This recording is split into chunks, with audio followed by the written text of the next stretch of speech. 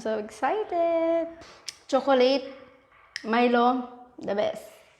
Hi guys! Mabuhay sa inyo lahat and welcome back to our channel, Ang Sarap Grabe. And my name is Mami Shirley.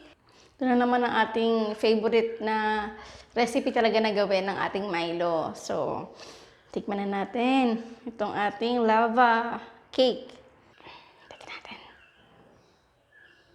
Lambot.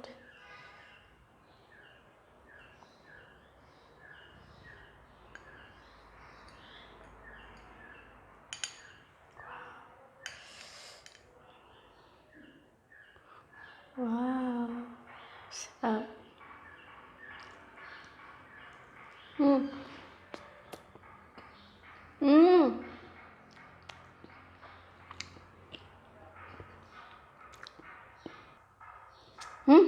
Lasang-lasa yung Milo. Para ako nasa restaurant.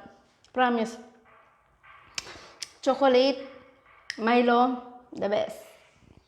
Nga pala, di ba kanina nag-try ako kanina sa ating film. Nag-film ako kanina. Ito yung sa buong recipe natin, ang measurement niya, 2 yung cups na nagawa ko. So ito yung pangalawa at ito yung una. Yung naka-film kanina. Inistig ko siya ng 5 minutes. Nilet it rest ko siya ng room temperature for another 5 minutes. At kinat natin ito. Mas malabnaw or flowy ang kanyang Milo sa loob. Ang ganda ng flow niya kanina, di ba? Talagang bigay ito the 100%. Tapos yung outer layer naman niya, which is yung cake, is perfect. Medyo thick siya ng konti, siguro mga 0.5 centimeter. Tapos yung gitna yung jiggly kanina. So, eto naman, yung pangalawa natin ginawa, parehas lang din ng 5 minutes.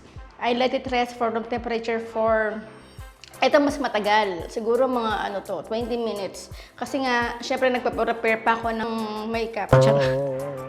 Nagpa-prepare pa ako, tapos ang ingay pa ng sa labas. Kaya nag-start na ako na mag-film. Ayan. So, mas, mas nag-thicken ang ating sauce sa loob. Milo sauce sa loob. Hindi siya masyadong nag-flow. Unlike sa nangyari dito. Ayan, yung sauce niya, sobrang malabnaw. Ito yung difference. Ayan, okay. At dito sa ating Ang Sarap Grabe. At dito sa ating channel na Ang Sarap Grabe, marami na rin tayong nagawang iba't ibang klaseng chocolate recipes at cake recipes. Is either no oven or with oven or bake cake. At kung gusto niyo yung mapanood, please click the link in the description box. Maraming salamat sa inyo lahat and bye! Oops. Moist siya. Promise. Moist yung pinaka-cake niya. Ayan. Tapos yung sauce, super, talagang Milo. Tapos, syempre, in-enhance lang natin siya ng cocoa powder. Para mas talagang para yung chocolatey flavor ng Milo ma-enhance pa ng konti.